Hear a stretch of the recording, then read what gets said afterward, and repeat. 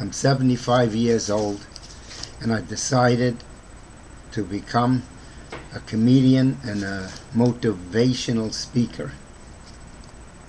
My program is called Laughter from the Heart. It's basically memories of a lifetime. I found that the best stories are true stories, not made-up stories. The best movies are based on true stories.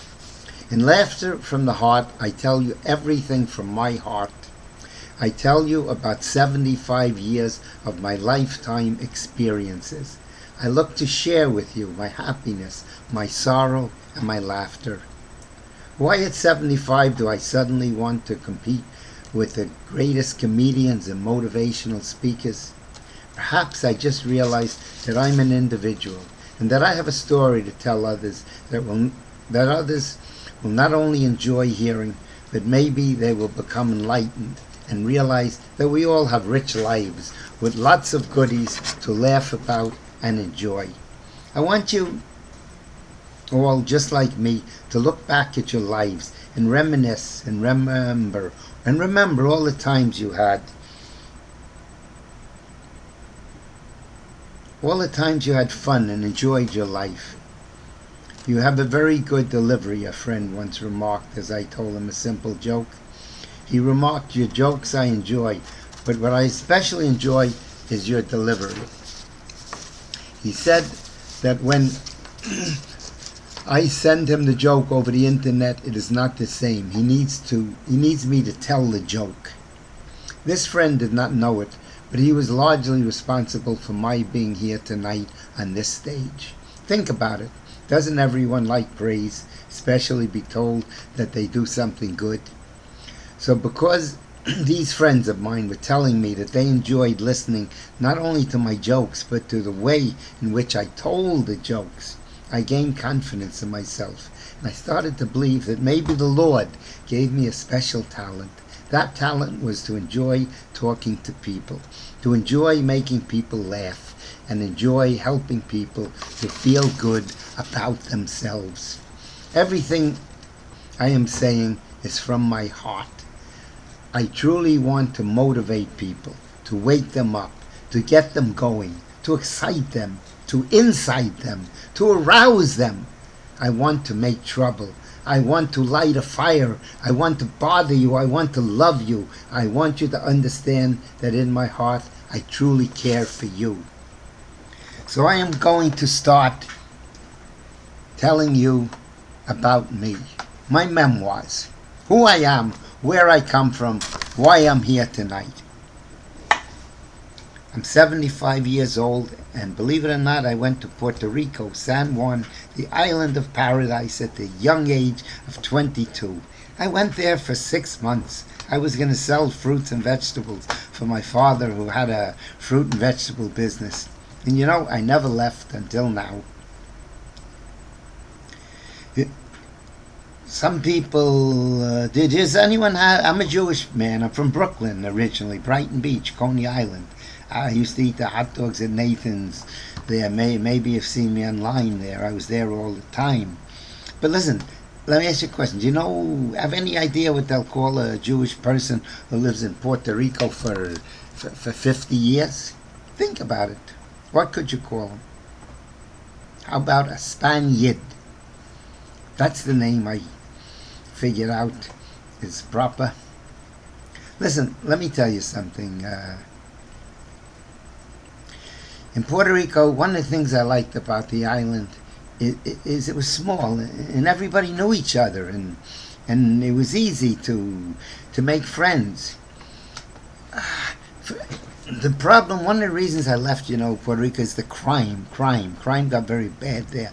Drugs and murders and shootings. One thing I remember is when someone I knew from the same synagogue I went to, a Jewish man, someone I've seen and spoken to, and I heard that they found him dead, just a few blocks from where I live in his apartment. They found him in the bathtub, naked, looking down, face down, and they looked into the tub, and I was told they saw some milk in the tub, and someone actually threw some cornflakes.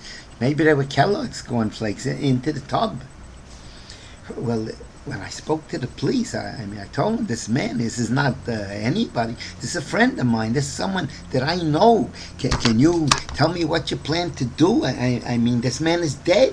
What are you going to do about it? And the policeman in Puerto Rico, he assured me. He said, listen, we know what we're doing in Puerto Rico. He says, we're going to be looking for a serial killer, and we're going to get the guy. Those are little jokes, but there's a little bit of truth to them. And I'm going to go on and on and on and tell you little jokes with a little bit of truth to them.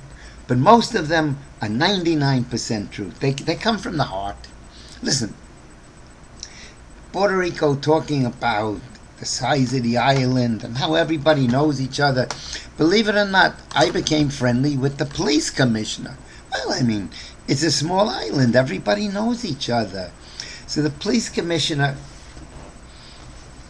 confided into me about the crime and everything I've been telling you, how terrible it is, and he has to do something. And he says that he's trying to get an assistant, a new deputy, someone to help him fight this crime wave.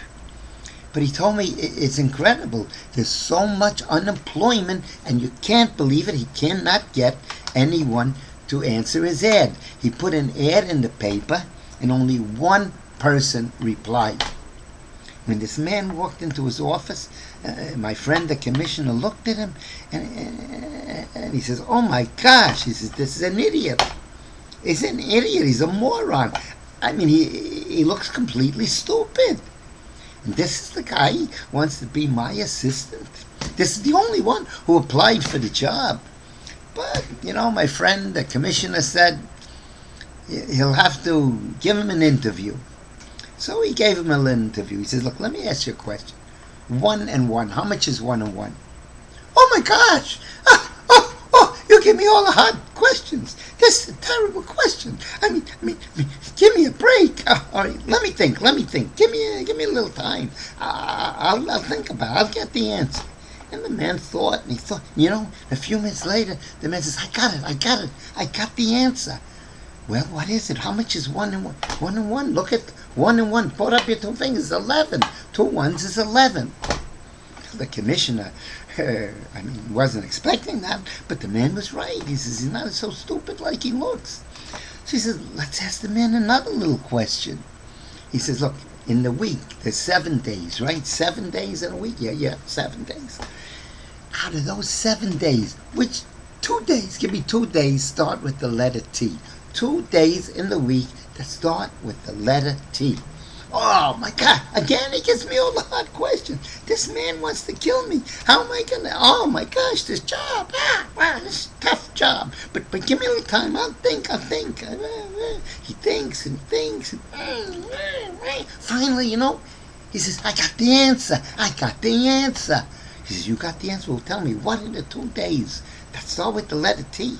He says, it's easy. What are they? Today and tomorrow.